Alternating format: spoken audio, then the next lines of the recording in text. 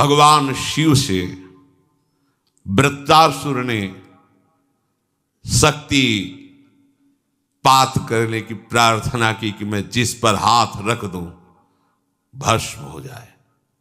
तथास्तु, जगत गुरु शिव ने ऐसा ही कह दिया।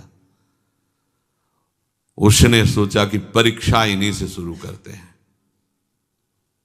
उमा जी की तरफ दृष्टि गई, शुरू यहीं से कर। भागे। उस शक्ति का दुरुपयोग और उस शक्ति के द्वारा उसका नाश श्री हरि ने उल्टा उसी के ऊपर रखवा को भस्म कर दिया। भगवान शिव ने तांडव प्रारंभ किया तो बाणासुर अपनी ताल गति से उन्हें प्रसन्न कर, जा तेरे शास्त्र भुजाएं हो जाए। शक्तिपात के 1000 भुजा बलशाली, जिस पर्वत पर जाता टक्कर मारता उसकी भुजाओं का जोड़ कोई नहीं।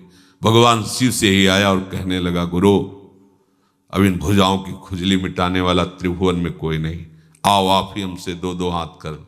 हंस पड़े, उनका आ जाएगा कोई 2-2 हाथ करने वाला। फिर भगवान ने सुदर्शन चक्र से उसी शक्ति को नष्ट किया। इसलिए गुरुजन स्वभाव के अनुसार उस सिद्धि को प्राप्त करने के लिए उसे मार्ग देते हैं। शक्तिपात तभी होता है जब सर्वतोभावेन मन वचन कर्म से वो अपने गुरुदेव के अधीन हो जाता है, जिसकी बुद्धि नहीं रह जाती है। जब तक आपकी बुद्धि काम करे, क्यों मैं हूं, इसमें ऐसे कर लिया जाए वैसे कर, तब नहीं, जैसा का वैसा। जिसको जो अधिकार गुरु ने दिया है, जो क्रिया दी है, जो जप दिया है, उसी के अनुसार बिल्कुल चलो, उसी प्रकार चलो जैसा कहा है। सबको समान उपदेश नहीं दिया जा सकता, सबके साथ समान व्यवहार भी नहीं हो सकता। समझिए, प्यार आंतरिक गुरुदेव का सबके प्रति समान है। सबको समान रूप से आप ऐसा सब करें, नहीं हो सकता। अलग अलग प्रक्रिया है, सबको समान रूप से आदेश नहीं दिया जा सकता। तो जो साधक रुष्ट होके गया था, उसकी जब छानबीन की गई तो वो अपनी साधना से भ्रष्ट होकर दुर्गति को प्राप्त हुआ। पूज्य भाई जी से हनुमान प्रसाद पोद्दार जी महाराज जी की वाणी, दुर्गति को प्राप्त हुआ, उसका साधन नष्ट हो गया, वो कमजोर हो गया। फिर बाद में आकर रो के पूछा कि क्या मेरा भी सुधार हो सकता है? उत्तर उसे दिया गया कि तुम दिखाने वाले इस परम सत्य मार्ग को, जो सदगुरुदेव हैं, जो इस मार्ग के आपको दर्शन कराने वाले हैं, उस मार्ग पर तुम चले ही नहीं, तुम उस रास्ते को चुना ही नहीं। जिस मार्ग को तुमने देखा नहीं, जिस मार्ग का तुम्हें अनुभव नहीं, उस मार्ग पर जो चला रहे तो तुम्हें उसमें क्यों में करने का अधिकार क्या है? तुम कैसे उस मार्ग पर चल सकते हो जिसको जाना ही नहीं है? तो जानने वाले, जनाने वाले मार्गदर्शक गुरुदेव जो तुम्हें जैसा ठीक समझ रहे वो मार्ग दे रहे हैं, तुम उस पर नहीं चलोगे तो फिर उल्टा चलने पर तो ऐसा ही होगा। मार्गदर्शक को अनभिज्ञ यात्री अपना सुझाव ना दे। मार्गदर्शक को मार्ग का न समझने वाला यात्री अपना सुझाव न दे कि अगर इधर से घूम के चला जाए तो कैसा रहेगा, अगर ऐसे चला जाए तो। वो जैसा बोल रहे वैसा चलो। अब जो कहां करें हम सोई, आयस लिए चले निज दासी। उपासक में सबसे बड़ी दुर्बलता होती है कि वो अपने अभिमान को नहीं छाड़ पाता और वो अपने पथ प्रदर्शक गुरु को भी मार्ग बताने लगता है। आप जो ये कर रहे हैं ना, ऐसा अगर इसको ऐसा कर लिया जाए तो ठीक रहेगा। जब गुरुदेव देखते हैं कि ये तो हमको ही साधन बताने लगा, तो फिर वो पक्षपात दिखाई देने लगता है गुरुदेव के व्यवहार में। अलग दो आओ इधर से, फिर उससे बात, क्योंकि वो अधिकारी नहीं है, वो नहीं समझ पाएगा। तो जो समझ रहे हैं उनको अलग बुला, तो उसको लगता है वहां तो हमें तो छोड़ दिया जाए, हमारे को नहीं। तुम उस बात को नहीं समझ पाओगे क्योंकि तुम्हारे अंदर क्यों म्यों करने वाली बुद्धि है। वो सोचता है कि अमुक के साथ इतना प्रेम गुरुदेव कर रहे हैं, हमारे साथ क्यों नहीं करते। वो अपने पथ प्रदर्शक गुरु पर दोष दर्शन करने लगता है और साधक जहां ये दोष आया बस उसका अहंकार उसे नष्ट कर देता है, अहंकार नष्ट कर देता है। पथ प्रदर्शक के प्रति समर्पण सबसे बड़ा साधन है। ये वेद वाक्य है। बिना श्रद्धा के परमार्थ में एक कदम भी नहीं चला जा सकता। श्रद्धा और अपनी समझ ये दोनों अलग अलग मार्ग हैं। श्रद्धा और अपनी समझ ये दोनों अलग अलग मार्ग हैं। जहां अपनी समझ श्रद्धा में मिलाई गई वहां साधना नष्ट हो जाती है। अपनी समझ के ऊपर जहां श्रद्धा का शासन हुआ वहां साधना बन जाती है।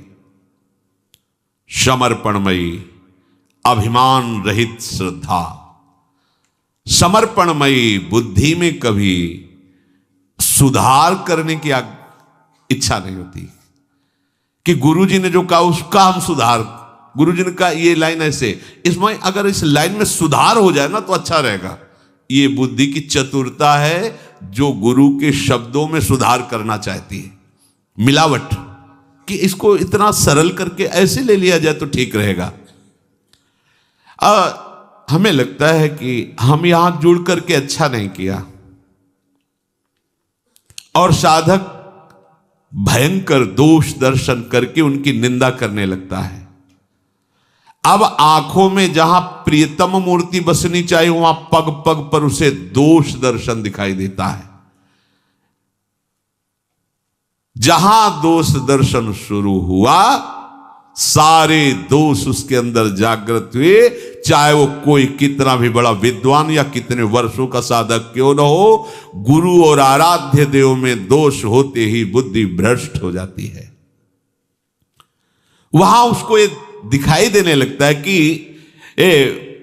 गुरुदेव ने बड़ी भूल की जो ये बात कही, या ऐसा नहीं है, ऐसा नहीं करना चाहिए, ऐसा सिद्धांत नहीं है। गुरु को भूल हो गई ऐसा वो सोचता है। गुरु को पूरा ज्ञान नहीं है वो ऐसा सोचता है। इन्होंने ये ऐसा क्यों नहीं कहा, इन्होंने ऐसा क्यों नहीं किया, वो इसकी मीमांसा करने लगता है, अपने को बड़ा ज्ञानी समझने लगता है। उसकी बुद्धि कभी पहुंच ही नहीं सकती गुरुदेव तक। देखो हम तुम्हें बताएं कौन कैसा संत है, इस बात को या तो भगवान जानते हैं या वो केवल स्वयं संत जानता है, दूसरा कोई तौल नहीं सकता। पूज्य भाई जी महाराज देखो, हमारी तुम्हारी बुद्धि ऐसी है जैसे ईंट पत्थर को तौलने वाला बड़ा कांटा, उसमें हीरा नहीं तौले जाते। हीरा तौलने का तराजू अलग होता है, ये ईंट पत्थर तौलने वाला तराजू हीरा नहीं तौल सकता। ऐसे ही प्राकृतिक भोगों का चिंतन कराने वाली बुद्धि ये महापुरुषों को नहीं तौल सकती कि है क्या। जिसकी बुद्धि संसार में थोड़ी भी सुख बुद्धि रखती है, जिसका जीवन प्रपंच में थोड़ा भी सना हुआ है, वो संत की महिमा को नहीं तौल सकती। देखो वहां वर्णन करते हैं, तात स्वर्ग अपवर्ग सुख धरी तुला एकंग, तूल नता सकल मिल जो सुख लव सत्संग। ये बुद्धि संतों की महिमा को नहीं तौल सकती। इसलिए आपसे निवेदन है कि आप जिनका अनुसरण कर रहे हैं, जिनको पथ प्रदर्शक माना है, जिनको गुरुदेव के पद पर आपने विराजमान किया है, उनके प्रति पूर्ण समर्पण का भाव रखो। उन्हें मार्ग बताने की चेष्टा मत करो, उन्हें सलाह देने की चेष्टा मत करो। आपके लिए जो निर्धारित कर रहे हैं वही भगवत प्राप्ति का हेतु बनेगा। भेद बुद्धि, दोष बुद्धि, पाप बुद्धि है, इससे साधन नहीं बनता है। साधक अपने लक्ष्य पर दृढ़ रहे। देखो, एक है मधुमेह का रोगी, शुगर, और वो मीठा उसको बहुत प्रिय होता है। वो कहेगा अपने वैद्य से कि आप जो है मुझे मिश्री का सेवन बताइए, क्योंकि कल जब हम आए थे आपके पास तो आप एक मरीज को कह रहे थे खूब मिश्री खाइए आप ठीक हो जाएंगे। वो था पित्त का रोगी। पित्त बढ़ा हो, मिश्री खाओ तो कड़वी लगेगी पर वही समन कर देगी। तो जो कल आपने उसको उपदेश दिया था वही हमें दीजिए। तो मधुमेह वाले को मिश्री खाने से हानि हो जाएगी और पित्त वाले को मिश्री खाने से लाभ हो जाएगी। तो वैद्य से कहे कल जब हम आए थे तो आप एक को कह रहे थे कि आप मिश्री अच्छी मात्रा में सेवन कीजिए आप ठीक हो, तो मेरे को क्यों रोक रहे हो, ये पक्षपात क्यों कर रहे हो। ऐसे उपासक जो है अपने गुरुजनों पर दोष दर्शन करने लगता है।